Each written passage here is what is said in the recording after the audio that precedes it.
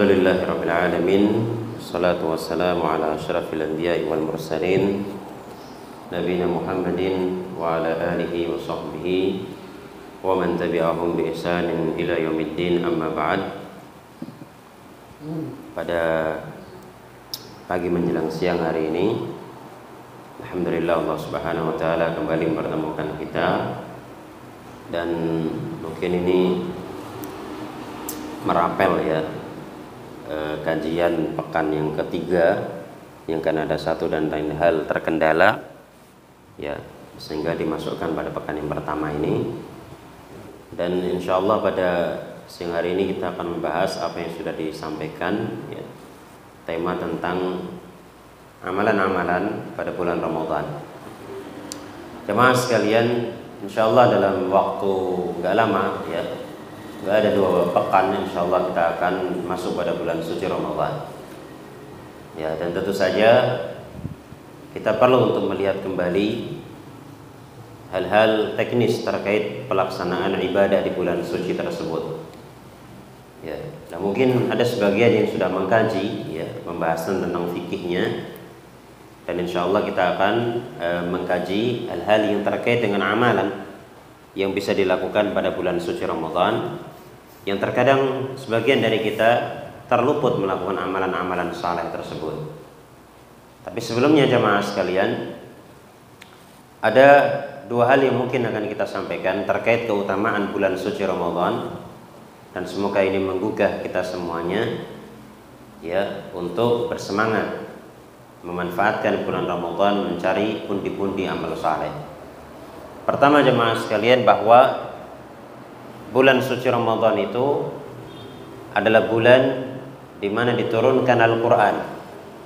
Ya, sebagaimana Allah Subhanahu wa taala nyatakan di dalam Al-Qur'an, "Syahrul Ramadan alladzi unzila fihi Al-Qur'an." Bulan Ramadan yang diturunkan Al-Qur'an pada bulan tersebut. Kalimat Al-Qur'an diturunkan pada bulan Ramadan maksudnya adalah pertama kali Al-Qur'an itu diturunkan adalah pada bulan Ramadan. Ya. Nah, kapan Al-Qur'an itu diturunkan? Pertama kali, ya ini kita berbicara tentang pertama kali Nabi Muhammad diberi wahyu kalau begitu. Ya. Karena yang pertama kali diturunkan kepada Nabi Muhammad adalah surat Iqra. Surat Iqra bismi rabbikal ladzi khalaq, khalaqal insana min 'alaq. Kemudian Iqra wa rabbukal akram alladzi 'allama bil qalam, 'allamal insana ma lam ya'lam. Ya, sampai situ. Surat Al-Alaq. Ya, dan ini yang pertama kali diturunkan kepada Nabi. Dan ini ayat Al-Qur'an yang pertama kali diturunkan. Ya. Jadi kalau kita berbicara pertama kali Al-Qur'an diturunkan, berarti kita juga berbicara pertama kali Nabi mendapatkan wahyu. Ya, yakni pada bulan suci Ramadan. Dan kapan itu? Kapan itu? Kalau kita lihat dalam Al-Quran, Allah Subhanahu wa taala menyatakan tepatnya turun bulan Al-Quran itu adalah pada Lailatul Qadar. Kata Allah, "Inna anzalnahu fi Lailatul Qadar." Sesungguhnya kami turunkan Al-Quran pada Lailatul Qadar. Ya. Nah, sekarang kapan Lailatul Qadar itu? Nanti akan ada pembahasannya, dan kesimpulannya Lailatul Qadar itu menurut pendapat kebanyakan ulama ada pada malam-malam ganjil di 10 hari terakhir atau 10 malam terakhir. Karena Nabi mengatakan, "Taharrau Lailatul Qadar fi al-witr min al-ashr al-awakhir." Carilah Lailatul Qadar pada bilangan ganjil di 10 malam terakhir. Maka berarti Lailatul Qadar itu mungkin tanggal 21, ya, mungkin tanggal 23, mungkin tanggal 25, mungkin tanggal 27, mungkin tanggal 29. Ya. Kalau kita lihat Al-Qur'an pertama kali turun ya, atau Nabi SAW pertama kali menerima wahyu adalah hari Senin. Adalah hari Senin. Ya.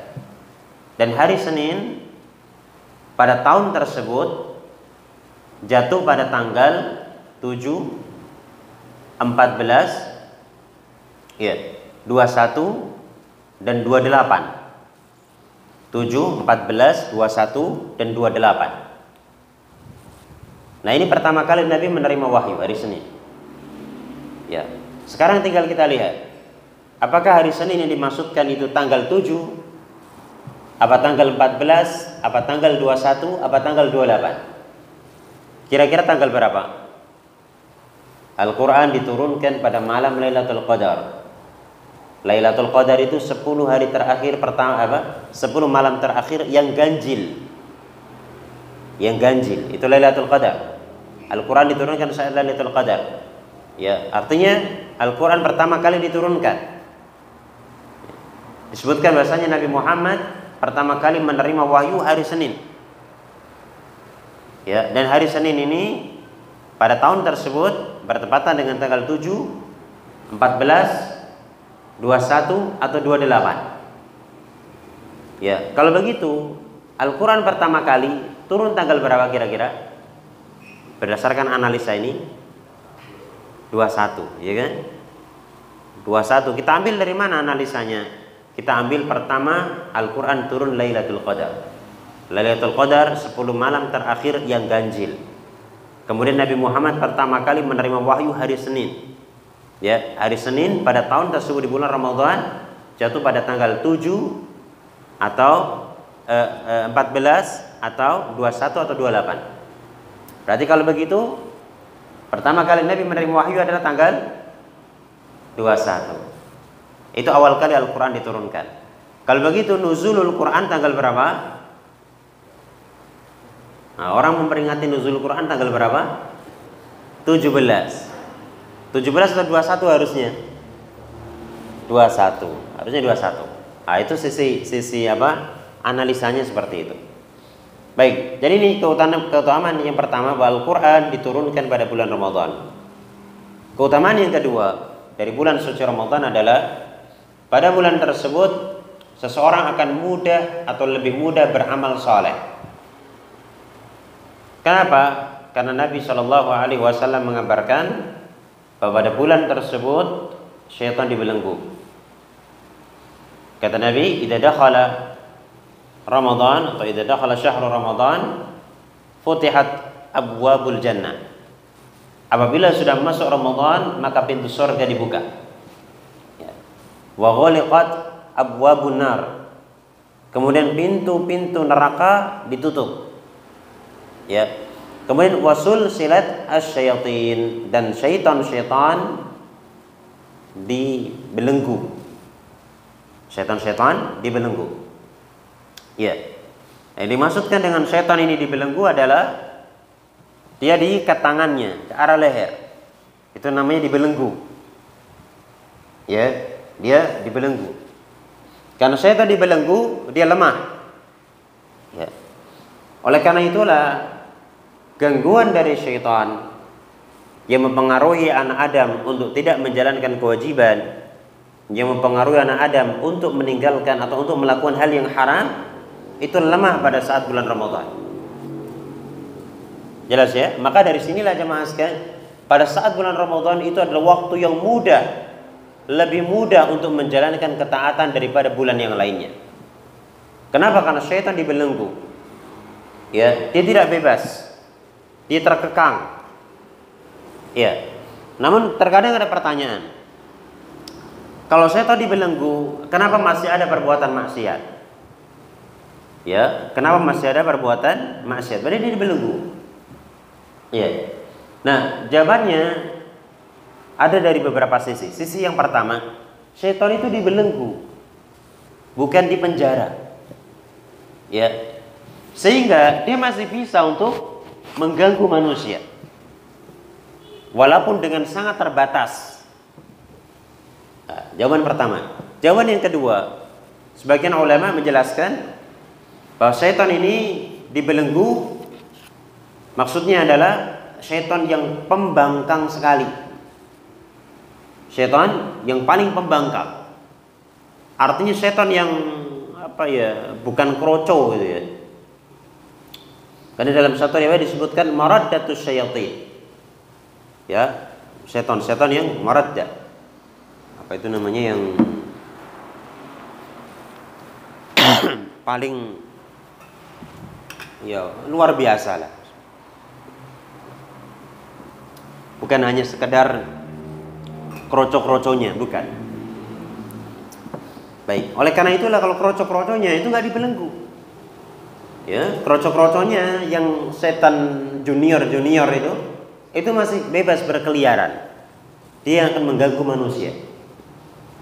Inilah kenapa pada bulan Ramadan masih ada orang yang berbuat dosa. Ya. Baik, nah dari sini jemaah sekalian, kita mengetahui bahwa kalau saat bulan Ramadan orang itu tidak menjalankan kewajiban, orang masih melakukan dosa, berarti dia itu kroco juga, ya kan? Kenapa? Karena dia kalah sama setan yang kroco, sama kroco saja kalah, apalagi sama yang tidak kroco gitu. Nah, kalau misalkan bulan Ramadan itu kok orang itu masih berbuat maksiat, ini menunjukkan bahwa kualitasnya itu rendah sekali, kalah sama kroco. Ya, ibarat kata di situ ada prajurit, kemudian ada patih, sama prajurit aja kalah ya. Ya, sama prajurit aja kalah. Bagaimana dia ngelawan patihnya? Gitu. Ini menunjukkan kualitas seseorang itu jamaah sekalian saat Ramadan itu terlihat. Ya, baik. Nah, kemudian juga ada jawaban yang lain. Kenapa pada saat bulan Ramadan setan itu dibelenggu, tapi masih ada orang berbuat maksiat? Jawabannya adalah karena faktor pendorong orang berbuat maksiat itu adalah ada faktor internal dan juga ada faktor eksternal. Ya. Faktor internal adalah diri kita sendiri. Makanya Allah Subhanahu wa taala mengatakan innan nafsa la'ammaratun bisu. Ya, sesungguhnya jiwa itu betul-betul memerintahkan hal yang negatif. Ya. Jadi faktor orang melakukan perbuatan buruk adalah pertama diri dia sendiri. Baru yang kedua syaitan. Iya, atau misalkan kita balik, yang jelas ada dua itu. Dan syaitan sudah bersumpah, "Fa bi'izzatik la'ughwiyannaka wa la'ughwiyannahum siratal mustaqim." Demi keperkasaanmu ya Allah, aku akan, kata iblis ya, akan menyesatkan mereka dari jalanmu yang lurus. Ya, syaitan senantiasa berusaha untuk menyesatkan kita agar supaya kita tidak menjalankan ketaatan kepada Allah Subhanahu wa taala. Satu sisi syaitan, satu sisi dari diri kita sendiri. Ya. Nah, syaitannya dibelenggu jamaah, tapi kita masih ada pendorong lain untuk melakukan perbuatan buruk, yaitu diri kita sendiri. Ya. Nah, inilah jawaban kenapa kok syaitan masih ada orang yang masih berbuat kemaksiatan bulan Ramadan padahal syaitannya dibelenggu. Baik, nah kemudian jemaah sekalian,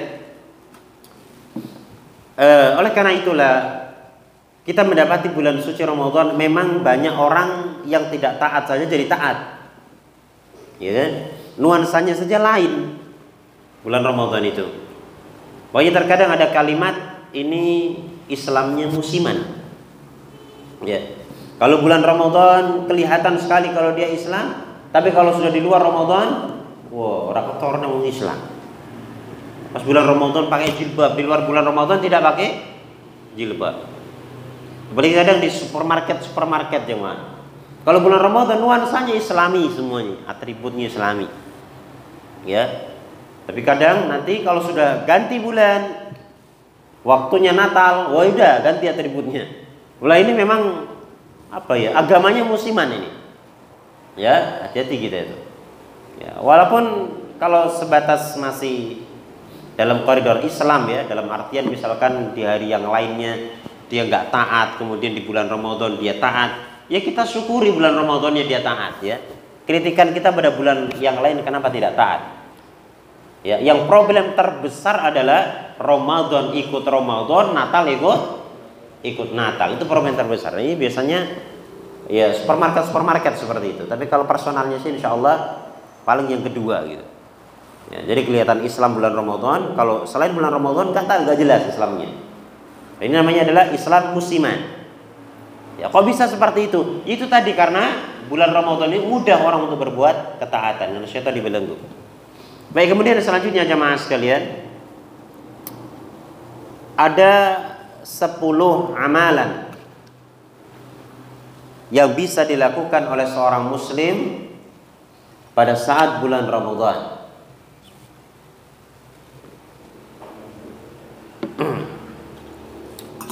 Yang pertama, as-saum. Ya, yang pertama adalah as-saum. Dan ini adalah yang wajib. Ya, dan semua orang tahu kalau bulan Ramadan itu amalan yang pertama kali adalah apa? Saum, alias puasa. Ya, dan puasa ini jemaah sekalian luar biasa keutamaannya. Di mana Allah Subhanahu wa taala mengatakan kullu amal ibni Adam lahu al-hasanatu bi asyri amsalihha. Ya. Semua amalan anak Adam itu untuknya. Al-hasanatu bi asyri amsalihha. Satu kebaikan dilipatkan 10 kebaikan ila 700 dha'fin. Sampai 700 lipat. Ya. Jadi kebaikan itu jamaah sekalian, itu al-hasanah bi asyri amsaliyah, dilipatkan 10. Kalau seorang berbuat satu kebaikan, maka dilipatkan menjadi 10 kebaikan. Ya. Satu gol skornya adalah 10. Ya. Beda kalau orang main sepak bola ya. Satu gol ya skornya berapa? 1 jemaah. Ya. Tapi kalau orang berbuat kebajikan dalam agama, al-hasanatu bi asyri amsalihha, satu kebaikan dia akan dapat skor 10. Ya.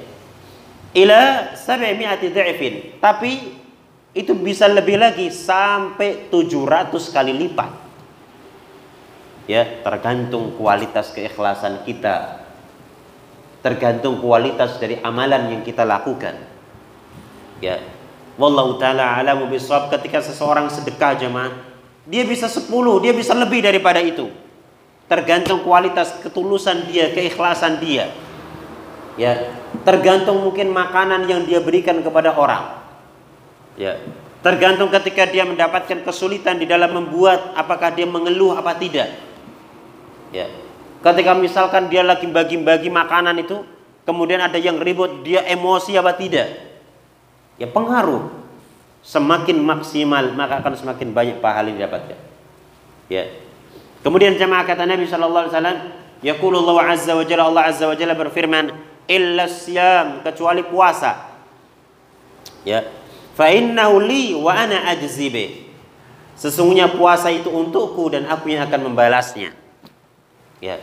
Artinya jemaah sekalian, pahala puasa ini adalah pahala yang mana kita tidak diberitahu berapa kali lipat kita akan dapat. Ya. Bisa lebih daripada 700 kali lipat. Karena Allah Azza wa Jalla mengatakan, fa innahu li wa ana ajzi bihi. Dan aku yang akan membalasnya. Walaupun semua amalan adalah Allah yang membalas. Ya. Tapi kenapa hadis ini mengatakan fa innahu li wa ana ajzi bihi? Puasa itu untukku dan aku yang akan membalasnya. Ini menunjukkan bahwa pahala ibadah puasa ini jamaah sekalian, ini bisa lebih daripada 700 kali lipat. Ya.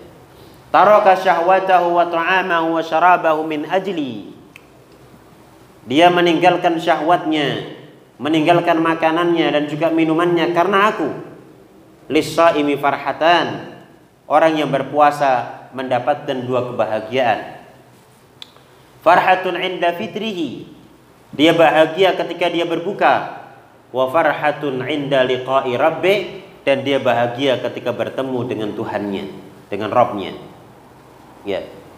Maka jemaah sekalian, kata ulama, farhatun 'inda fitrihi, dia bahagia ketika dia berbuka. Karena sebelumnya dia dilarang untuk makan. Ya. Seharian dia dilarang untuk makan. Kemudian di saat dia diperbolehkan untuk makan, ada muncul kebahagiaan. Dan ini hanya bisa dirasakan oleh orang yang berpuasa jemaah. Yang tidak berpuasa, dia tidak akan mendapatkan kebahagiaan waktu maghrib. Maghrib, orang maghrib podo baik. Ya, makanya misalkan ada orang sakit ya, atau orang safar, maghrib podo baik, gak ada rasa kebahagiaan. Ya, dan ini sesuatu hal yang Allah Subhanahu wa taala berikan kepada kita. Kebahagiaan yang luar biasa pada saat sahur. Ya. Kemudian kata Nabi SAW, wa farhatun 'inda liqa'i rabbih. Dan kebahagiaan yang kedua, dia akan merasa bahagia nanti ketika bertemu dengan Rabbnya. Kenapa jamaah? Karena dia berpuasa. Ya, sama aja ketika dia bahagia karena berbuka, karena dia sebelumnya puasa, nggak boleh makan minum. Ya, saat diperbolehkan bahagianya luar biasa. Baik, walaupun cuman makannya itu apa ya, gorengan ya. Walaupun nggak sunnah itu makan buka pakai gorengan itu nggak sunnah. Ya. Cuman misalkan gorengan sama nasi dikit atau sama sambal uyuk-uyuk, rasanya bahagia. Nggak ada orang yang nggak bahagia. Coba bayangkan, pasti bahagia dia walaupun makannya sederhana.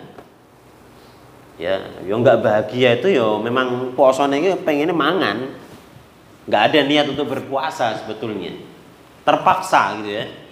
Poso kok, apa bukannya kok anane kok yang ini. Wah ini berarti dia apa ya? Yang memang dia menginginkan kebahagiaan pada saat makan itu, ya, bukan kebahagiaan yang dia dapatkan karena puasanya. Ya, jelas ya. Walaupun apapun yang dia makan buka pasti ada nuansa bahagia, kecuali orang yang niat puasanya buruk. Ya, oleh karena itulah anak kecil ya itu ketika misalkan dia dilatih puasa, kemudian buka itu nek bukannya orang enak mesti grundel. Kenapa? Karena memang dia nggak punya niat untuk ibadah. Kalau dia punya niat untuk ibadah kepada Allah Subhanahu wa taala, maka saat dia berbuka itu kebahagiaan akan muncul pada dirinya. Ya. Kemudian yang kedua, dia akan bahagia ketika bertemu Allah Subhanahu wa taala karena dia telah menjalankan amalan yang sangat luar biasa dan amalan yang sangat wajib. Bahkan bagian daripada rukun Islam, yakni puasa. Ya. Kenapa dia bahagia ketika bertemu Allah? Si puasa ini. Karena dia akan mendapatkan pahala yang luar biasa yang dia sendiri gak bisa ngitung. Ya, seandainya jemaah, seandainya dia melakukan satu amalan selain puasa, dia mungkin bisa menghitung maksimalnya 700. Ya, nek kok saya itu ngelakoni sampai 100, 700 kali berapa? Kali 100. Ya, itu maksimalnya, walaupun kadang nggak dapat segitu. Ya. Tapi kalau puasa itu maksimalnya nggak ada yang tahu kecuali Allah Subhanahu wa taala, lebih daripada 700. Maka ada kebahagiaan sendiri. Ibarat kata seseorang yang telah menjalankan perintah dari seseorang kemudian dikasih tahu, nanti kamu datang ke tempat saya, ada hadiah untukmu yang besar. Senang apa enggak kita? Senang. Gitu ya. Baik, selanjutnya jemaah sekalian. Kata Nabi, wala khulufu fammis saimi atyabu indallahi min rihil misk. Ya. Bau mulut orang yang berpuasa betul-betul atyab, lebih wangi, indallah, di sisi Allah, min rihil misk, daripada bau misik, minyak misik. Ya. Kata Nabi SAW, bau mulut orang yang berpuasa itu betul-betul lebih wangi di sisi Allah daripada minyak misik. Ya, tapi ingat jemaah, ini bau mulut orang yang berpuasa lebih wangi daripada minyak misik di sisi Allah Subhanahu wa taala. Ya, bukan di sisi koncone jenengan. Bukan di sisi suami atau istri jenengan. Akhirnya koncone dabapi. Sampean kok ngabapi aku? Lah kenapa? Bau mulut saya itu lebih bagus karena saya puasa. Bukan, indallah, di sisi Allah Subhanahu wa taala. Ya. Kalau inda akhi, kalau di sisi teman Anda itu zalim Anda. Kan udah babi poso kan baunya enggak enak gitu kan. Jelas itu enggak enak. Kok dababi zalim namanya itu sama teman kita. Tapi ini bukan suatu dalil kalau begitu bebas untuk ngabapi orang. Ya. Oleh karena itulah jamaah sekalian, sebagian ulama seperti di mazhab Hambali, mereka mengatakan bahwa bersiwak, ya, bersiwak kalau sebelum zawal Sebelum matahari tergelincir atau apa sebelum zawal, zawal itu iya ketika matahari tergelincir ya. Nah, sebelum zawal itu sunnah untuk orang bersiwak. Ya. Tapi setelah zawal ya itu nggak boleh orang bersiwak menurut mazhab Hambali. Ya. Alasannya kenapa jamaah? Alasannya karena ketika orang itu udah zawal, udah ba'da zuhur, udah zuhur gitu ya, itu bau yang muncul di mulut betul-betul bau karena sebab puasa. Karena sebab kekosongan apa itu namanya? Bagian dalam gitu ya yang menyebabkan bau mulut. Ya. Makanya saat itu biar ini tetap kita bertahan karena ada hadis yang mengatakan seperti itu ya. Bau mulut orang yang berpuasa itu lebih wangi di sisi Allah daripada minyak misik. Maka menurut mazhab Hambali jangan dirubah bau mulutnya, biarin aja. Karena ini jadi nilai plus tersendiri. Ya makanya di mazhab Hambali setelah zuhur enggak sunnah, bahkan seingat saya makruh. Ya, orang itu apa itu namanya? Bersiwak. Ya. Tapi kalau sebelum zuhur itu sunnah. Masih sunnah karena siwak itu kan asalnya adalah sunnah dalam segala kondisi. Ya kan pernah kita bahas ya di kitab Bidayatul Mutafaqih. Nah, tapi jamaah sekalian, kalau orang berpuasa ba'da zuhur itu enggak sunnah, sunnahnya sebelum zuhur. Kenapa? Kalau ba'da zuhur enggak sunnah? Agar mempertahankan bau mulut dengan sebab puasa. Karena atyab lebih wangi di sisi Allah daripada minyak misik. Kalau sebelumnya kenapa sunnah? Karena sebelumnya jamaah bau mulut yang muncul dari mulut kita itu bukan sebab puasa, tapi sebab bekas dari makanan sahur kita. Ya, jadi gitu. Kenapa kalau kita belajar fikih, kenapa sih di mazhab Hambali kok orang puasa itu kalau ba'da zuhur itu nggak boleh siwakan, makruh siwakan. Kalau sebelum zuhur kok boleh gitu ya? Apa korelasinya? Lebak bersahur nggak boleh kan gitu? Nggak bolehnya itu setelah sahur sekalian gitu loh. Kok nggak bolehnya setelah zuhur? Alasannya itu diantaranya. Karena kalau setelah zuhur bau mulut itu bau mulut karena puasa. Kalau sebelum zuhur bau mulut yang muncul itu bau mulut terkait pengaruh makanan dari sahur kita.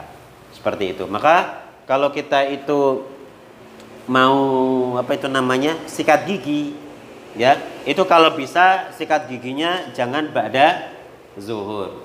Bahkan khususan untuk sikat gigi jamaah sekalian, kalau bisa itu sebelum subuh. Gitu ya. Kenapa jamaah? Karena memang di situ ada ulama yang membahas sikat gigi ini kalau misalkan rasanya itu betul-betul kuat sehingga mempengaruhi fisik kita. Ya, saya nggak tahu korelasinya apakah ketika itu bau masuk ke dalam perut kemudian jadi ada tenaga atau gimana, saya nggak begitu paham. Tapi sebagian ulama memang menyatakan seperti itu terkait sikat gigi ini. Kalau itu betul-betul sangat luar biasa pengaruhnya, rasa semrawangnya ya, minnya, kemudian rasa manisnya atau apanya, itu sebaiknya dihindari.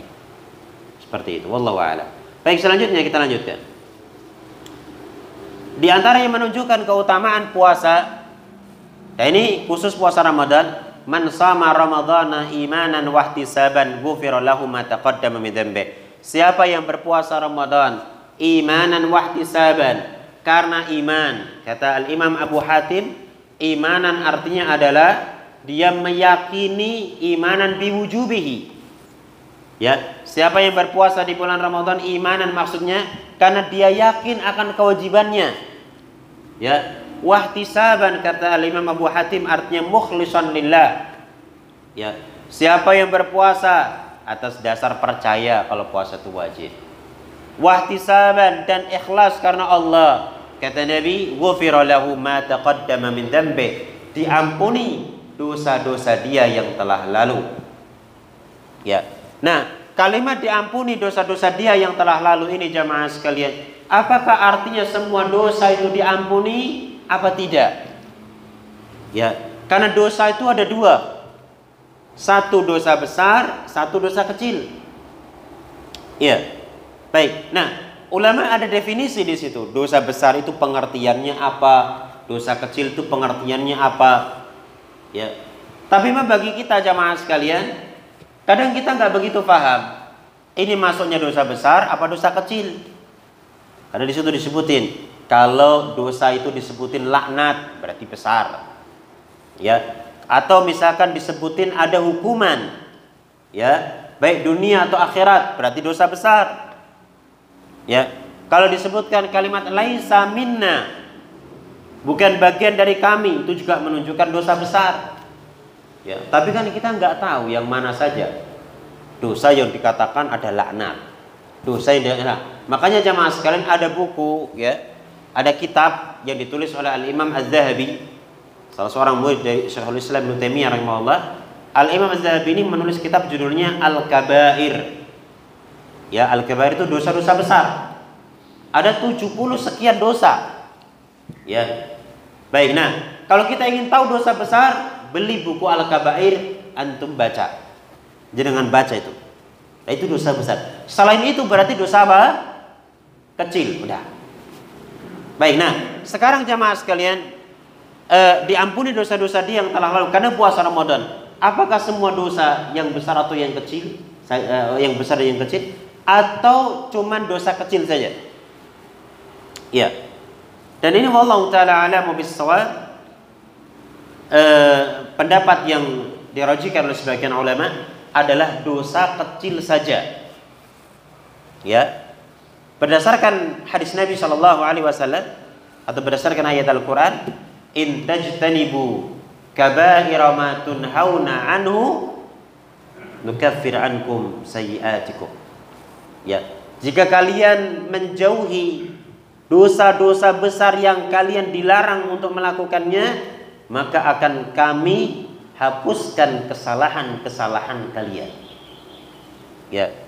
Juga sabda Nabi sallallahu alaihi wasallam, as-salawatul khamsu wal jum'atu ila al-jum'ah wa ramadan ila ramadan mukaffiratun ma bainahunna idza ijtunibal kaba'ir.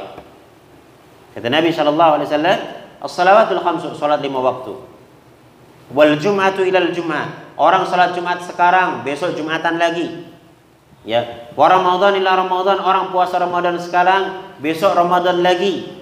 Mukaffiratun, ini menjadi penggugur dosa, ya, yang dilakukan di antara keduanya majtunibal kaba'ir, selama dosa besar dijauhi. Orang sholat 5 waktu jamaah, dia ngelakuin dosa besar, dia ngelakuin dosa, gugur dosanya karena ini. Kemudian 6 hari dia lakuin dosa, coba besoknya Jumatan lagi. Ya, baik, dan akan digugurkan dosanya dia lakuin antara Jumat itu. Ya.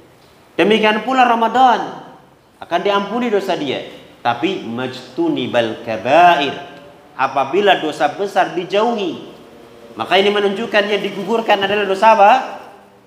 Dosa kecil. Ini menunjukkan dosa yang digugur adalah dosa kecil. Ya, karena Nabi mengatakan selama dosa besar dijauhi, berarti dosa besar tidak dihapuskan dengan sebab amal saleh. Oleh karena itu jamaah sekalian, amalan-amalan saleh kalau disebutkan dia menggugurkan dosa, maka yang digugurkan adalah dosa kecil. Itu pun dipersyaratkan dia menjauhi dosa besar.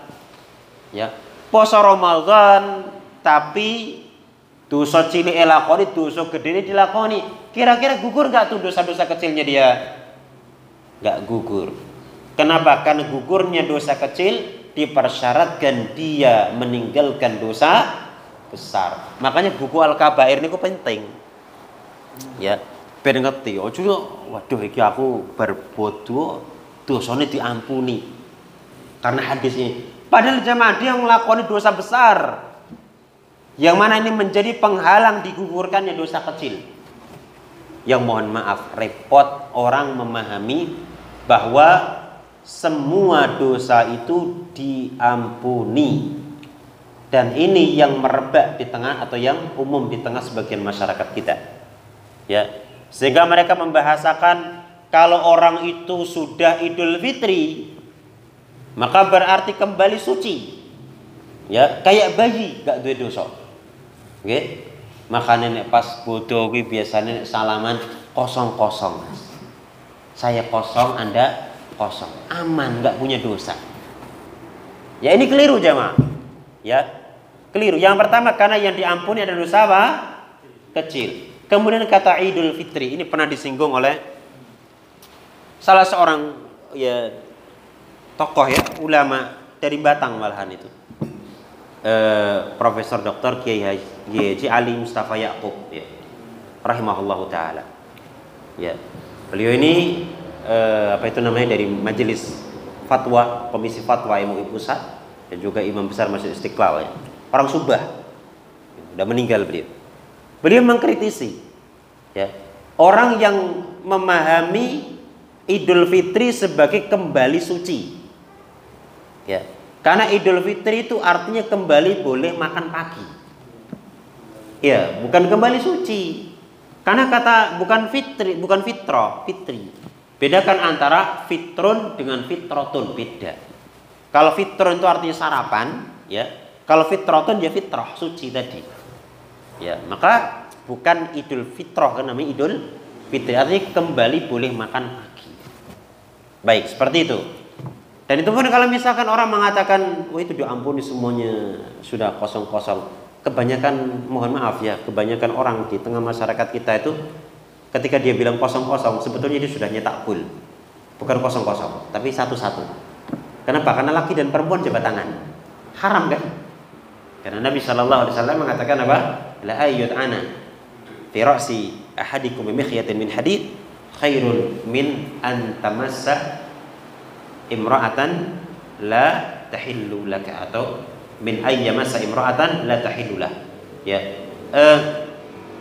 Kepala seorang di antara kalian ditusuk menggunakan paku yang terbuat dari besi. Mikhyat itu dari apa itu namanya? Jarum untuk jahit ya. Kepala seorang di antara kalian ditusuk oleh jarum untuk menjadi dari besi, itu lebih bagus daripada menyentuh wanita yang tidak halal untuk disentuh. Haram berarti. Ya, karena mending ditusuk daripada menyentuh wanita yang tidak halal. Maka jemaah sekalian ketika mengatakan kosong-kosong, udah satu-satu jangan udah. Kenapa? Karena sudah nyetak keharaman. Baik, selanjutnya ini yang pertama, amalan yang pertama. Amalan yang kedua,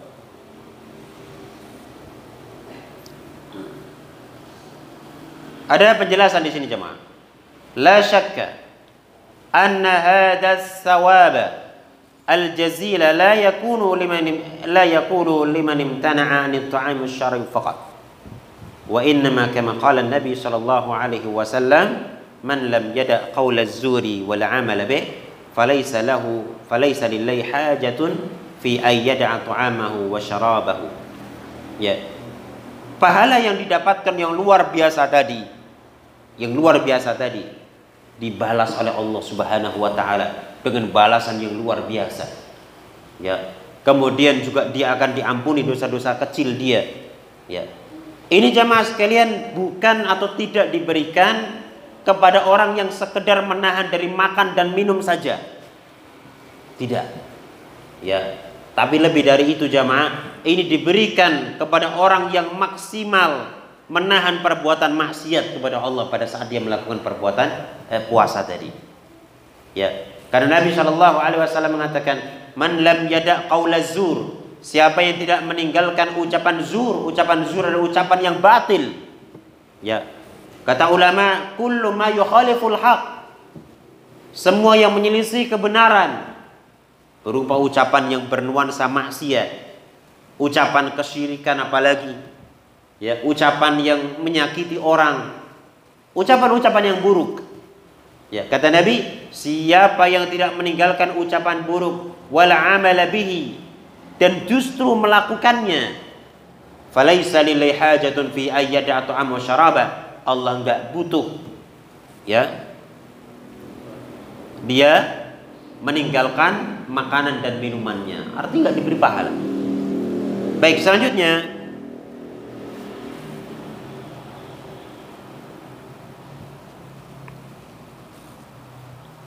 Nabi SAW juga mengatakan dalam satu hadis, as-saumu junnah, puasa itu junnah, tameng. Ya, fa idza kana yaumu saumi ahadikum, pada saat hari kalian berpuasa, fala yarfas, jangan ucapkan ucapan keji, rafas, ucapan yang mengarah kepada, mohon maaf ini, jima. Ya, wala yafsuk, jangan berbuat fasik, ya, jangan berbuat yang menyelisih ketaatan. Jangan berbuat maksiat. Wala yajhal, jangan berbuat jahil. Yani perbuatan yang merugikan diri dia sendiri. Kata ulama, jangan berbuat jahil, perbuatan yang merugikan diri dia sendiri. Dari perbuatan dosa, ya, kemaksiatan.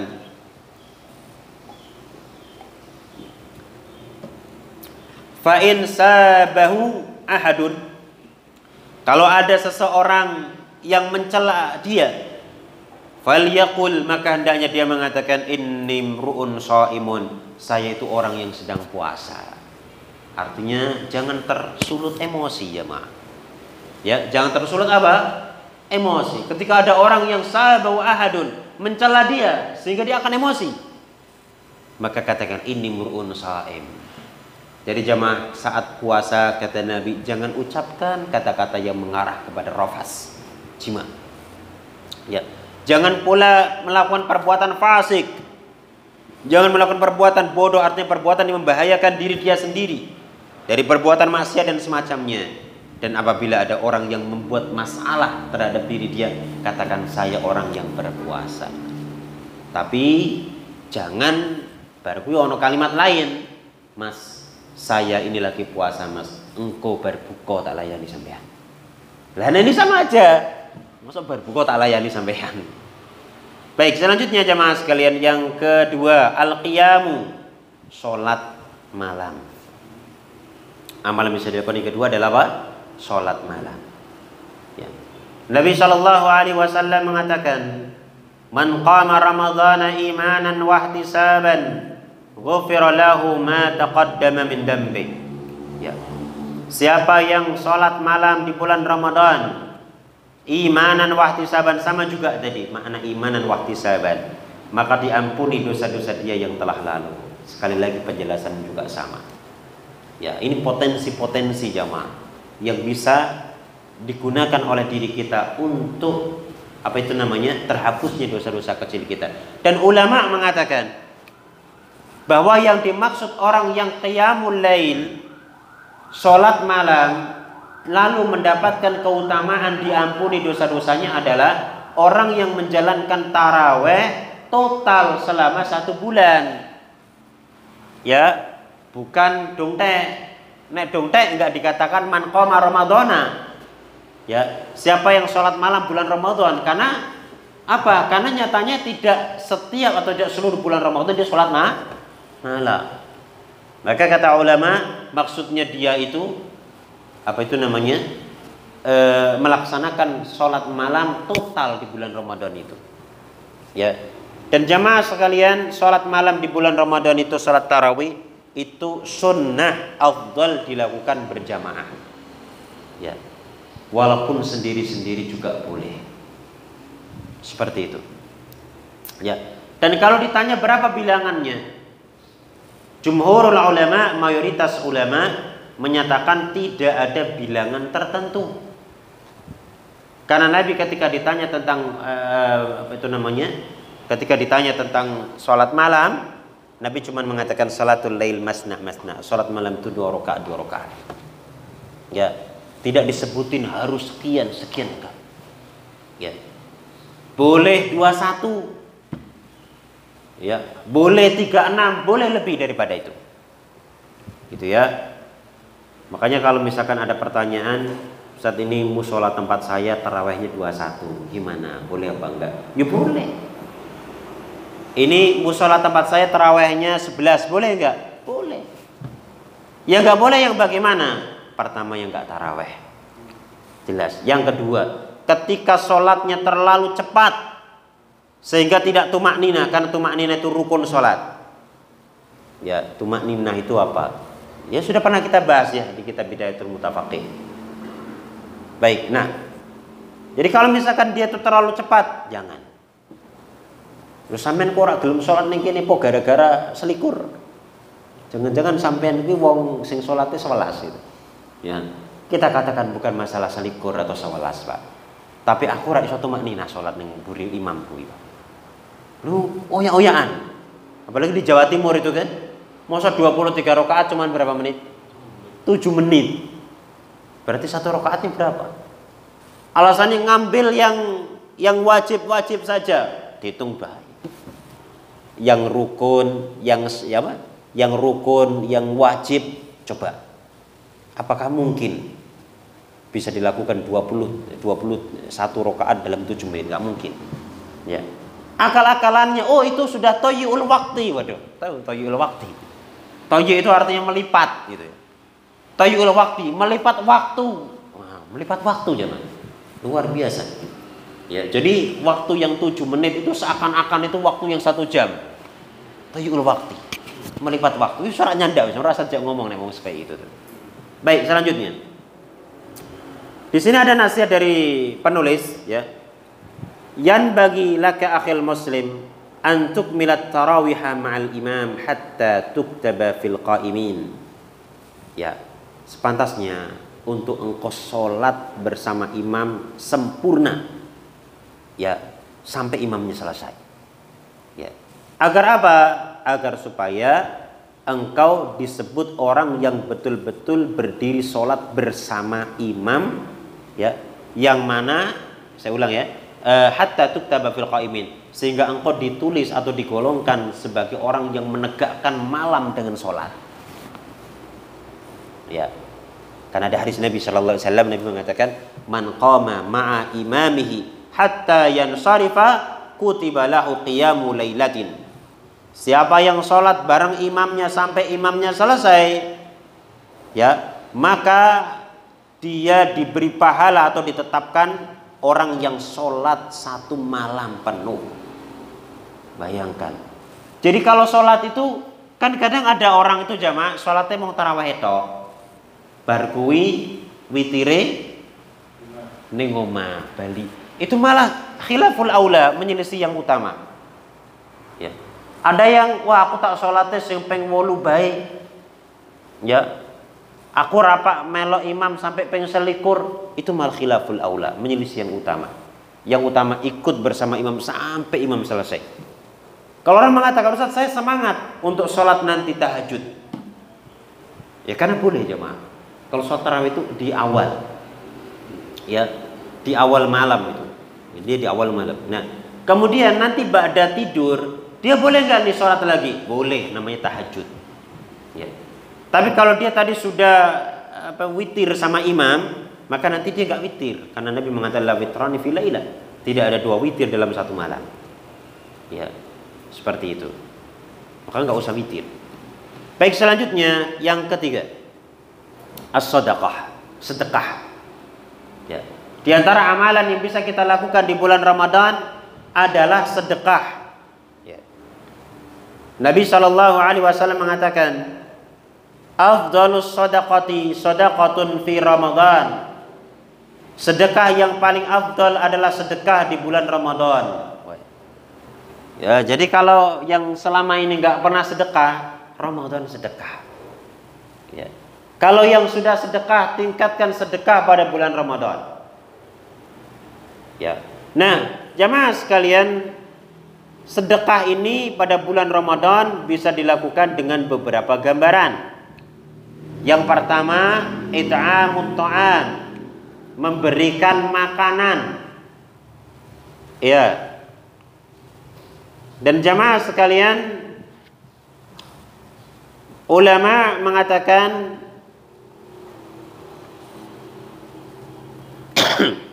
masalah memberikan makanan ini tidak dipersyaratkan orang yang diberi makanan itu orang miskin. Ya.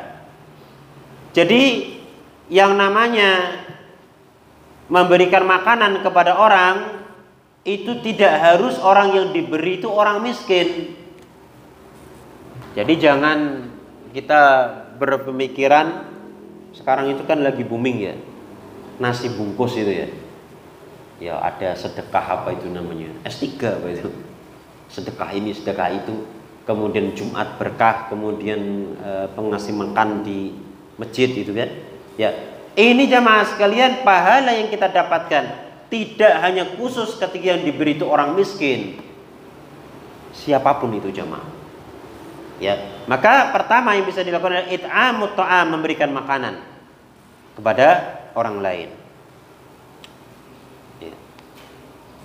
Kemudian jamaah sekalian selanjutnya, bahkan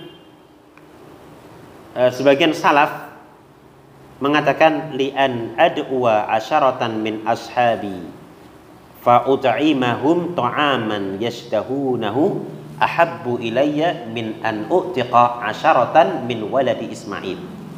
Ya, aku mengundang 10 orang sahabatku, lalu aku kasih makan mereka dengan makanan yang mereka inginkan. Makanan yang mereka inginkan jemaah, ya, lebih aku sukai daripada aku membebaskan 10 orang dari anak Ismail, artinya manusia, membebaskan dari perbudakan. Bayangkan, mengundang 10 orang makan, kata sebagian salaf, ya, dengan makanan yang mereka inginkan. Kalimatnya bagus ini. Yasdahunahu ta'aman yasdahunahu, makanan yang mereka inginkan, bukan makanan yang sakrape dewe. Maka mohon maaf jemaah, kadang ada orang ngasih makan itu lawe apa jenengannya? Mie greh. Ini jangan-jangan ustaznya sok jiko ngerti. Ya. Mie greh. Kemudian apa lagi? Yang kadang orang ketika buka itu, waduh, sungkan ya, Pak. Wes kadung tak buka. Lah kok jebule lawe mung mie karo greh. Ya, makanya jemaah sekalian yang maksimal. Ya, yang enak. Jangan kalau telur separuh. Telur separuh. Yang penting kan ikhlas, sak ikhlase, bukan sak ikhlase. Ya boleh, enggak masalah. Tapi kalau kita mau yang utama, ini sebagaimana ucapan ulama salaf ini, ya maksimal. Ayam ya, kalau telur ya 2, 1 ya, 1, jangan separuh ya. Kemudian juga misalkan dibikin yang enak, yang orang itu makan itu nyaman. Ketika buka tuh enggak menyesal dia buka yang ini. Kadang kan ada banyak pilihan, yang ini sama yang itu, buka yang ini, temennya buka yang itu ayam. Yang ini ternyata telurnya ayam separuh. Akhirnya dia enggak ya la yastahun. Nah, ini ayam sawari rana labuhi. Mie itu tadi jemaah. Baik, selanjutnya. Yang kedua jemaah, sedekah yang kedua bulan Ramadan yang bisa kita lakukan gambarannya adalah taftirus shaimin, memberi makan orang yang sedang puasa ketika berbuka. Bukan memberi makan orang yang sedang puasa, tapi orang yang sedang puasa saat dia berbuka. Karena Nabi sallallahu alaihi wasallam mengatakan, "Man fattara shaiman kana lahu mislu ajrihi ghairu annahu la yanqusu min ajri shaimi syai'un." Ya, atau ghairu annahu la yanqusu atau la yunqasu min ajri shaimi syai'un. Ya, siapa yang memberi makan untuk berbuka orang yang puasa, maka dia mendapatkan pahalanya, dia mendapatkan seperti pahala orang yang berpuasa tadi, yang makan makanan dia tadi, tanpa sedikit pun mengurangi pahala orang yang berpuasa tadi. Bayangkan jemaah, kalau kita ngasih berbuka orang 10, kita dapat pahala puasa kita juga dapat yang sama dengan yang didapatkan oleh orang yang makan makanan buka kita itu. Maka semangat jemaah. Ya, jangan nek pas sak durunge poso ngeining masjid-masjid Jumat berkah pagi-pagi, bar poso prei ora ono sing dikeki wong do poso. Pindah. Ya, pindah pada saat gitu. Ya. Lah berarti harus buka bersama. Lagi kan corona, masa boleh buka bersama? Ya jangan buka bersama. Kasihkan misalkan pas di jalan, enggak masalah jemaah. Ya, enggak masalah. Dikasihkan di jalan. Lagi kita jalan sore gitu kan. Kasih tukang beca, enggak masalah. Baik, selanjutnya. Yang keempat, amalan yang bisa dilakukan saat bulan Ramadan. Qiraatul Quran, membaca Al-Quran. Ya. Nah, jamaah sekalian di sini penulis menyebutkan tentang keadaan salaf terkait bacaan Qurannya pada bulan Ramadan. Pertama, kasratu qiraatil Quran, banyak baca Quran. Banyak baca apa? Quran. Nah, disebutkan di sini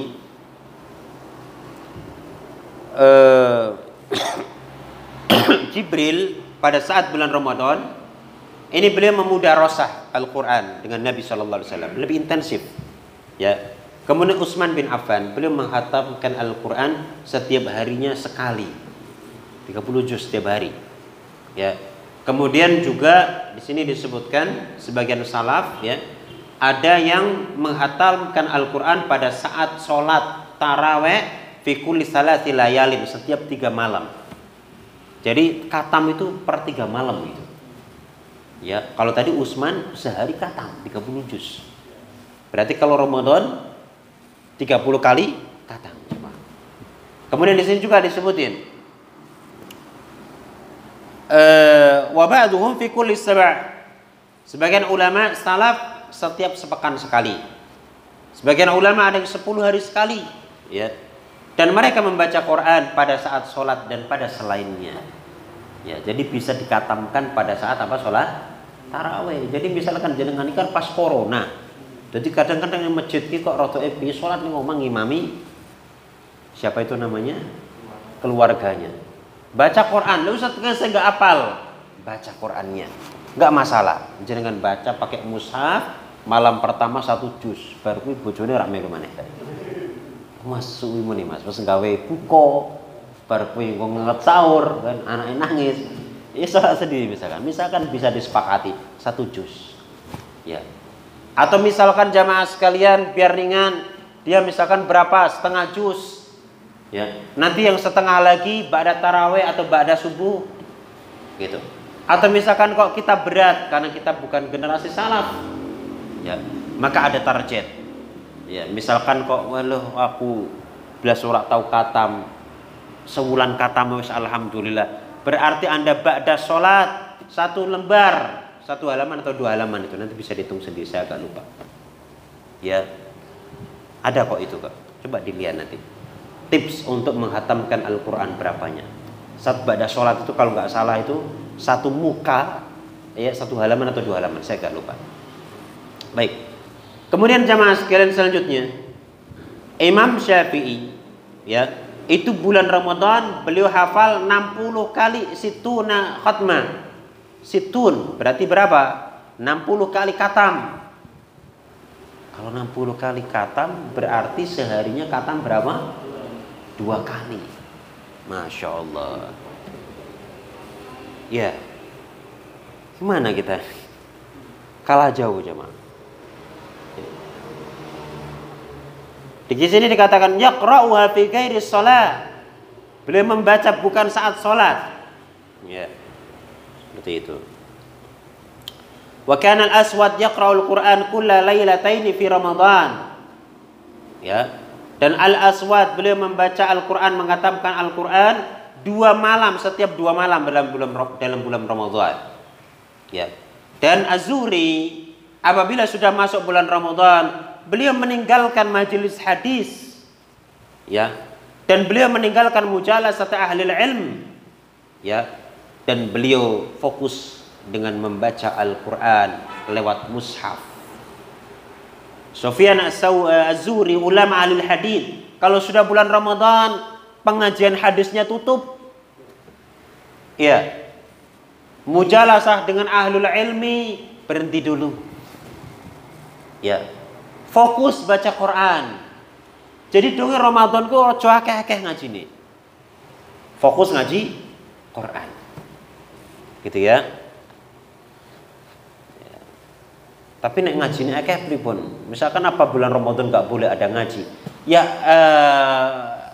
kondisi itu kadang berbeda jemaah. Ya. Dulu itu ngaji itu udah biasa. Ya. Dulu itu ngaji itu udah biasa. Bahkan sebagian masyarakat ya, dulu ketika seseorang itu ingin menghancurkan suatu negeri, lihat apa yang dibicarakan oleh orang di pasar. Ketika mereka masih membicarakan ilmu, nggak mungkin bisa menghancurin negeri itu. Ya. Tapi ketika mereka sudah membicarakan dunia, bahkan di tempat ibadah lemah, saat itulah diserang. Ada kisah seperti itu jamaah. Dulu ngaji ilmu itu luar biasa. Sekarang jamaah ngaji wangel. Ya, ngaji itu sulit.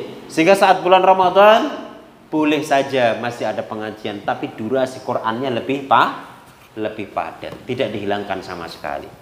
Makanya kita tidak mengatakan ngaji Ramadan itu bid'ah karena salaf itu hadis saja ditutup Ramadan. Kadang kondisi berbeda jamaah. Ya, termasuk juga misalkan kayak kultum itu loh. Ya. Kultum kita misalkan disuruh kultum gimana nih? Ya. Lah kadang itu dimanfaatkan untuk ceramah jamaah. Ya, kalau nggak ada kultum ya walaupun bagusnya namanya kultum itu dilakukan setelah selesai sholat taraweh dan sholat apa? Witir. Ya. Tapi terkadang bar kuwi ngomongnya bubar.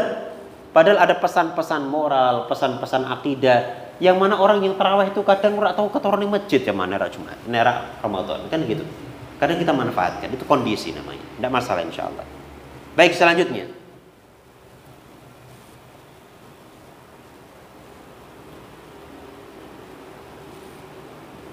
Yang kelima, masih ada 10 ini. Yang kelima, al-julus fil masjid hatta tatlu asy-syamsu. Duduk di masjid sampai matahari terbit. Ya, kata Nabi sallallahu alaihi wasallam atau disebutkan bahwa Nabi sallallahu alaihi wasallam apabila beliau salat subuh, jalasa fi musallahu, duduk di musallanya sampai terbit matahari. Ya. Maka disebutkan dalam satu hadis, man shallal fajar fi jama'atin, siapa yang salat subuh di jamaah, summa qa'ada yadhkurullah, kemudian dia tetap duduk berzikir kepada Allah sampai matahari terbit, ya. Kemudian dia salat 2 rakaat, maka kanat lahu ka ajri hajjatin wa umratin tamatan. Maka dia mendapatkan pahala sebagaimana pahala haji dan umrah sempurna. Ya, jadi ini namanya salat syuruk. Salat apa? Salat syuruk, ya. Jadi salat syuruk itu dilakukan ketika matahari meninggi. Kata ulama, apa bedanya salat syuruk dengan salat duha? Bedanya adalah kalau salat duha dilakukan di awal waktu setelah matahari meninggi disebut salat apa? Syuruk. Kalau dilakukan di waktu setelahnya namanya duha saja. Maka ketika seseorang itu misalkan salat subuh, dia duduk, kemudian setelah itu dia berzikir ya. Kemudian mungkin dia baca Quran ya. Kemudian setelah matahari terbit dan meninggi dia salat 2 rakaat, maka dia mendapatkan pahala haji dan apa? Umrah. Kemudian selanjutnya yang ke-6, al-i'tikaf. Ya. I'tikaf ini jamaah sekalian disebutkan bahasanya Nabi sallallahu alaihi wasallam beliau i'tikaf pada setiap Ramadan 10 hari. Ya, 10 hari. Dan ketika waktu Nabi sallallahu alaihi wasallam hendak meninggal di tahun itu, Nabi i'tikaf 20 hari. Dan jamaah sekalian, i'tikaf itu ibadah yang mencakup banyak sekali ketaatan, luar biasa. Ada tilawahnya, ada sholatnya ya, ada zikirnya, ada doanya, ada selain itu. Karena memang dia fokus di situ. Ya, i'tikaf itu orang berdiam diri di masjid ya, itu fokus ibadah di situ kepada Allah Taala. Ya, dan jangan i'tikaf malah Facebookan. Ya, Pak itu namanya nggak i'tikaf ya, ngumpet dari istrinya, biar nggak seneni, cuma ngumpetnya di masjid. Ya, kalau dia i'tikaf betul-betul ibadah sama Allah Taala di situ. Dan jemaah sekalian, i'tikaf 10 hari terakhir ini sunnah. Ya.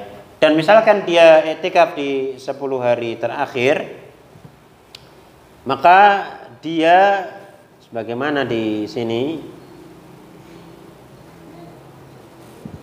disebutkan dia masuk, kalau dia memang ingin i'tikaf 10 hari terakhir, dia masuk sebelum maghrib. Ya, malam 21. Ya, malam 21 sebelum maghrib dia udah masuk ke masjid ya. Kemudian dia keluar qabla apa itu namanya? Ba'da ghurubis syamsi. Saya bacakan di sini ya. Fa in nawa i'tikaf al-'ashr al-awakhir, kalau dia niatnya i'tikaf 10 hari terakhir, maka dia masuk ke tempat i'tikafnya qabla ghurubis syamsi, sebelum matahari tenggelam ya, wa yakhruju ba'da ghurubis syamsi akhira yaumin minasyahr, dan dia nanti keluar setelah matahari tenggelam ya. Jadi malam ini nanti tuh malam 21 sebelum maghrib jenengan udah masuk ke masjid ya. Nah kemudian nanti keluarnya kapan? Keluarnya setelah maghrib malam takbiran. Kalau orang mengatakan, saya nggak bisa nih, saya bisanya etikafnya bolong-bolong, boleh apa nggak? Boleh, tapi tidak dikatakan etikaf 10 hari terakhir. Ya, kalau jadi etikaf tuh ada yang etikaf 10 hari terakhir, ada etikaf yang penting etikaf. Ya, yang penting etikaf. Ya. Adapun mudahnya atau batas waktunya ini ada perbedaan pendapat di kalangan ulama. Ada yang mengatakan sehari semalam, ya. Ada yang mengatakan walaupun sebentar kalau niatannya etikaf. Wallahu a'lam, ma'astahdir, ya. Saya tidak bisa hadirkan, ya, mana yang lebih condong kepada dasar agama dan dikuatkan oleh para imam, wallahu a'lam. Tapi nanti bisa ditanyakan atau bisa dibahas di waktu yang lainnya. Ya. Kemudian jamaah sekalian, yang membatalkan etikaf apa? Keluar dari masjid. Itu batal etikaf kita, kecuali lihajatil insan, karena kebutuhan sebagai manusia berupa misalkan makan.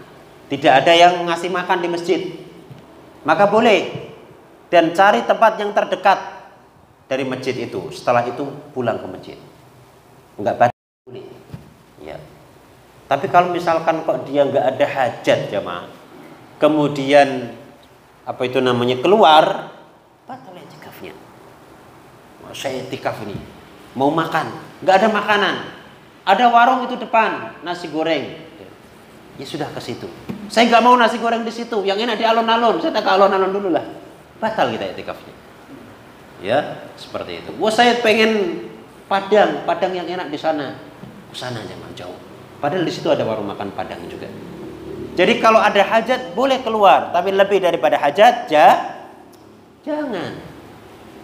Baik, selanjutnya yang keberapa tadi?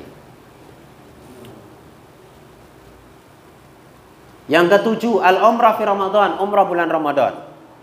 Ya. Kata Nabi, umratun fi Ramadan ta'dilu hajjatan. Umrah bulan Ramadan itu menyetarai haji. Ya. Dalam satu riwayat, hajjatan ma'i, menyetarai haji bersamaku, kata Nabi. Nah, makanya umrah Ramadan itu makanya mahal, ya. Karena keutamaannya luar biasa. Sehingga padat, ya.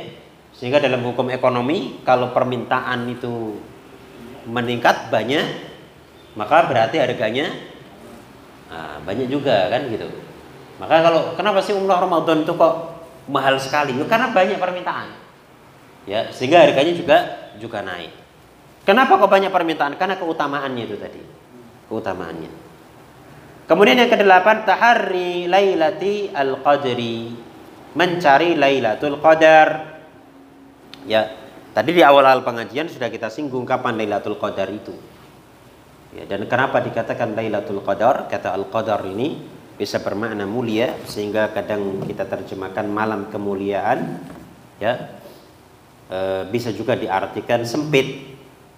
Ya, kenapa? Karena pada saat Lailatul Qadar itu malaikat turun ke bumi dan jumlahnya lebih banyak daripada jumlah hasa, kerikil-kerikil yang ada di bumi.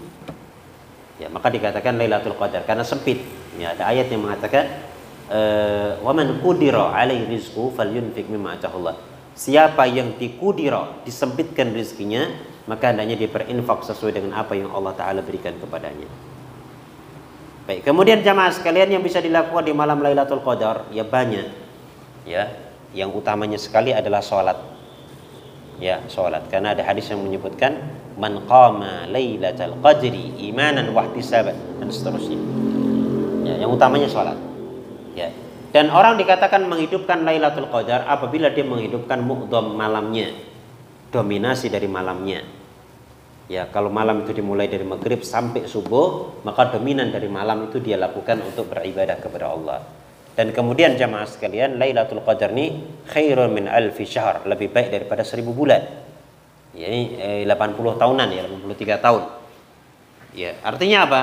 Melakukan ibadah pada Lailatul Qadar itu lebih baik, lebih besar pahalanya daripada ibadah 80 sekian tahun yang enggak ada Lailatul Qadarnya. Ya. Baik, selanjutnya yang ke-9. Al-iksar minaz zikri wa du'a wal istighfar. Ya. Banyak berzikir, berdoa dan istighfar. Ya. Saya di sini mengatakan ayam wa layali Ramadan azminatun fadilatun. Ya. Hari-hari dan malam-malam Ramadan adalah waktu yang utama. Ya. Maka faktanimha, carilah ghanimah sebesar-besarnya. Carilah pahala sebesar-besarnya bil iksar, dengan memperbanyak doa, minat doa, wa bi khasatin, secara khusus fi auqatil ijabah, pada waktu-waktu ijabah. Nah, jadi hari siang dan malam Ramadan itu waktu yang utama. Ya, makanya pahala atau amalan saleh yang dilakukan di bulan suci Ramadan dilipat gandakan sebagaimana kata Syekh Shalal Al-Fauzan. Ya. Oleh karena itulah cari pahala banyak-banyak, diantaranya dengan memperbanyak doa, wabil khusus doa di waktu-waktu ijabah. Kapan itu? Indal iftar, ketika buka. Karena Nabi mengatakan falisaim inda fitrihi da'watun, atau inna lisaim inda fitrihi da'watun ma turat la turat, atau kama qala, ya. Orang yang berpuasa ketika dia berbuka doanya tidak ditolak. Ya, dan kefiat atau cara berdoa pada saat berbuka itu pertama kali kita baca bismillah dulu, makan kurma. Bismillah, kita makan kurma, setelah itu kita minum, baru setelah itu kita berdoa. Jadi bukan doa dulu sebelum makan atau minum. Woi, ngiu sirna, doa dulu. Allahumma laka sumtu. Kemudian makan. Enggak. Makan dulu. Bismillah, ya, makan kurma, minum, baru berdoa. Ya, doa apa saja, yang warid atau yang tidak warid, yang ada hadisnya atau yang tidak ada hadisnya. Karena secara umum ini doa mustajab. Ya, siapa tahu misalkan yang belum nikah pas doa di Ramadan, Syawalnya nikah, ya kan? Yang belum punya anak atau yang sakit pas Ramadan berdoa pada Ramadan dikabulin. Kenapa? Karena mustajab tadi saat buka. Jadi eman-eman kalau buka kok koncone TV. Buka kalau nonton TV, eman-eman jemaah. Baik ya. Selanjutnya ketika sepertiga malam terakhir. Ya. Well, insyaallah. Yang ketiga, istighfar pada saat apa itu namanya? Pada saat al-ashar. Pada saat waktu sahur. Nah, itu juga bagus untuk istighfar. Kemudian juga mencari waktu mustajab pada hari Jumat. Ya. Dan yang paling mungkin adalah di akhir waktu hari Jumat, sore-sore itu. Yang terakhir jamaah, yang ke-10 dari amalan yang bisa kita lakukan di bulan Ramadan adalah silaturrahim. Ya, silaturrahim. Kata Nabi sallallahu alaihi wasallam, "Man sarrahu ayyubsata fi rizqi wa yunsa'a fi ajali falyasil rahimah." Siapa yang senang rizkinya dilapangkan, ya, wa yunsa fi ajalihi, dan dipanjangkan umurnya, falyasil rahimah, maka hendaknya dia sambung silaturahmi. Ya. Nah, di sini kata Syekhuna Syekh Wahid bin Abdul Salam Bali hafizahullah, beliau menjelaskan hadis ini, siapa yang senang untuk dilapangkan rezekinya, ya, itu ada 3 kemungkinan. Ya. Kemungkinan yang pertama, pemasukannya sama, tapi yang bertambah adalah keberkahannya. Ya, aku silaturahmi terus tapi kok yo penghasilannya bisa tetap semono pemasukannya, tapi berkah jemaah. Ya, berkah, bukan dilalai, gak ono masalah. Sehat terus, wah penak apa kan, tenang. Ya. Atau ya, keberkahan 2 ya berarti ya, seingat saya. Keberkahan dan pemasukan yang bertambah. Pemasukannya tambah juga berkah. Nah, itu diantara caranya silaturahim. Adapun masalah dipanjangkan umurnya, gimana? Bukankah orang tuh kalau udah ajalnya ya enggak, la yastakhiruna sa'atan wa la yastaqdimun, kan? Enggak bisa diakhirkan, enggak bisa dimajuin. Gimana penjelasannya? Kata ulama, juga disebutkan oleh Syekh Wahid hafizahullah taala. Maksudnya adalah takdir itu ada 2. Ya, ada catatan di Lauhul Mahfuz, ada catatan di malaikat. Ya. Kalau di Lauhul Mahfuz nggak bisa berubah. Kalau catatannya ada di malaikat, itu yang bisa berubah. Ya, tertulis dicatat di Lauhul Mahfuz, orang ini umurnya sekian. Ya, umurnya sekian. Baik, nggak bisa berubah dia. Tapi di catatan malaikat umurnya sekian. Ya, nanti ketika misalkan kok silaturahmi itu dipanjangkan. Ya, misalkan ilustrasinya malaikat, ya Allah ini sudah sekian ini, kurang sekian, kurang sekian. Tapi dia silaturahmi, akhirnya dipanjangkan catatannya di malaikat itu. Ya, jadi maksudnya adalah catatan yang ada di malaikat itu bisa dirubah. Kalau catatan di Lauhul Mahfuz nggak bisa berubah. Dan Allah Maha tahu apakah orang itu mau silaturahmi apa tidak. Selanjutnya jamaah. Ya sudah ya 10 ini. Ya, wallahu taala a'lam. Ada yang ditanyakan?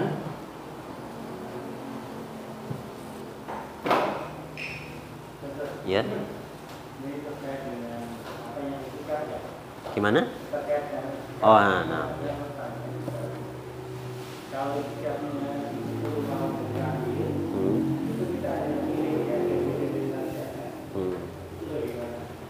Iya.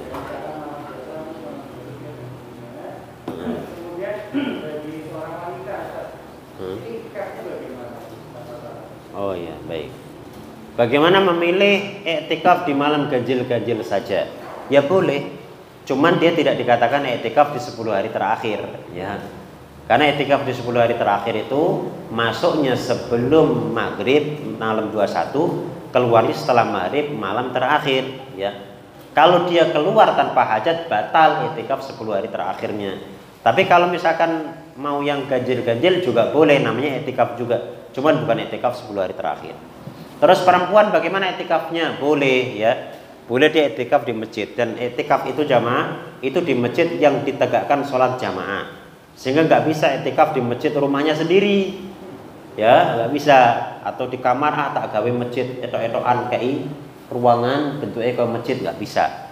Lah kalau wanita boleh i'tikaf? Boleh. Dengan syarat tidak ada fitnah, dapat izin suami juga, gitu ya, kalau dia udah punya suami, dan nggak ada fitnah, dan dia berada di tempat tersendiri yang di situ tidak bercampur antara laki-laki dengan perempuan.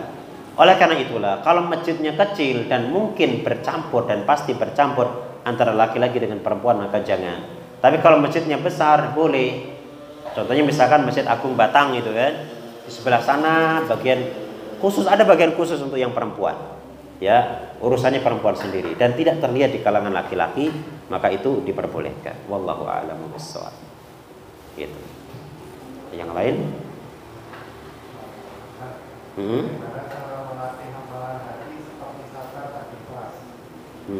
Ya. Sebentar. Bagaimana cara melatih amalan hati seperti sabar dan ikhlas? Ya, cara melatihnya adalah menahan. Pertama, kalau ikhlas itu dalam bahasa agama artinya melakukan amalan ikhlas, ya, tulus untuk Allah. Ya, cuman kalau orang Indonesia nyebut ikhlas itu nerimo, ya. Nerimo, ikhlas itu bukan nerimo. Bukan nerimo, ya. Kalau nerimo yang pandu, memang orang Indonesia kadang mengatakan aku ikhlas. Padahal ikhlas itu dalam bahasa agama artinya dia tidak syirik. Satu, yang kedua saat beramal tulus untuk Allah, itu namanya ikhlas, gitu ya.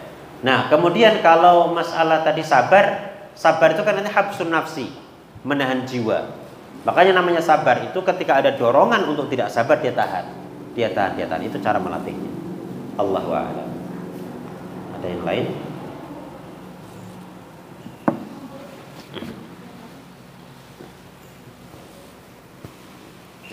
Cukup ya? Ya. Kalau ada perbedaan waktu di kelompok A mengatakan ini sudah saat puasa, kelompok B. Misalkan ya. Wallahu taala a'lamu bishawab, ya, ringkasnya kita mengikuti apa yang diarahkan oleh pemerintah, ya. Ya, jadi ketika misalkan pemerintah itu memutuskan, ya kita ikuti. Ya, kita ikuti apa yang disampaikan oleh pemerintah. Dan Alhamdulillah pemerintah itu di Indonesia di dalam menentukan itu pasti gandeng Majelis Ulama Indonesia. Ya, dan yang di situ para ahli agama. Gitu ya. Nah, bagaimana kalau misalkan pemerintahnya salah? Itu urusan mereka. Ya, itu urusan mereka. Kalau di negeri Islam itu keputusan waktu keluar masuknya Ramadan itu diputuskan oleh kementerian atau oleh bagian hukum sehingga menjadi qadha. Ya. Kalau menjadi qadha artinya tidak bisa beda. Walaupun misalkan ada orang yang berbeda pendapat sudah, karena ilzamul hakim yarfa'ul khilaf. Ya, keputusan dari pemerintah itu sudah, khilaf itu sudah nggak dianggap. Walaupun orang punya pandangan berbeda, kalau pemerintah sudah memutuskan dalam hal semacam itu, maka sudah selesai. Ya. Cuman kalau di Indonesia itu kan enggak. Ya, di Indonesia pemerintah menentukan ini. Kemudian setelah itu silahkan yang lain dengan pandangannya masing-masing. Ya. Lah terus kita bagaimana? Wallahu taala a'lamu bissawab. Ya kita ngikutin dari pemerintah. Gitu wallahu a'lam. Ya. Terkait dengan ini tadi terkait terawih tadi ya. Misalkan di tempat kami, itu jumlah orangnya 200. Ya. Kemudian di masjid tetangga itu cuma 11. Nah, saya dari rumah punya niatan, ya pergi ke tetangga karena lebih cepat, dan ketika kita mengikuti semua itu berarti kan sama aja dengan kita seperti kita sholat satu malam itu gitu tadi ya. Ya. Boleh nggak memilih tempat untuk sholat? Yang masjid kita 21, masjid tetangga hanya 11. Nah, kita inisiatif mau yang 11. Gimana diperbolehkan? Kalau masalah diperbolehkan, insya Allah diperbolehkan ya. Termasuk juga kita ketika masjid itu semakin jauh, maka itu semakin bagus. Karena kasratul khuta, ya, kasratul khuta itu artinya banyak langkah. Nah, banyak langkah ini ulama ada yang mengatakan penafsirannya, artinya kita sering ke masjid, akhirnya jadi banyak langkah. Atau kita cari masjid yang jauh sehingga langkah kita lebih banyak. Nah, cuman dari situ kan kita juga mempertimbangkan faktor yang lainnya. Seperti misalkan nanti ketika kita ke masjid yang lain, akhirnya ada suara, "Kula kae semono jenggote kae memang ora gelem nek salat ning masjid iki sing selikur." Lah, ada pertimbangan-pertimbangan seperti itu masuk insyaallah. Tapi misalkan terkadang di situ, terkadang di sini kan hilang kecurigaan. Memang kita tidak mencari ridho orang ya, akan tetapi terkadang kita membawa apa yang kita bawa gitu. Ya, kita membawa apa yang kita bawa. Jangan sampai orang menilai apa yang kita bawa itu buruk, padahal itu suatu hal yang baik. Gitu ya. Wallahu taala a'lamu bissawab. Ya, artinya karena kekurang tepatan kita di dalam bersikap. Seandainya kita sudah tepat kemudian tetap dinilai jelek, itu bukan urusan kita. Jangan sampai kita di ajaran yang kita bawa atau pemahaman yang kita bawa dinilai buruk karena kekurang tepatan kita. Allahu a'lam. Cukup ya? Baik. Kebenaran semua dari Allah, kesalahan dari saya pribadi dan juga dari syaitan. Mohon maaf atas segala kekurangan dan juga kata-kata yang kurang berkenan. Tapi berdoa kafaratul majlis. Subhanakallahumma bihamdika asyhadu an la ilaha illa anta astaghfiruka wa atubu ilaik. Assalamualaikum warahmatullahi wabarakatuh.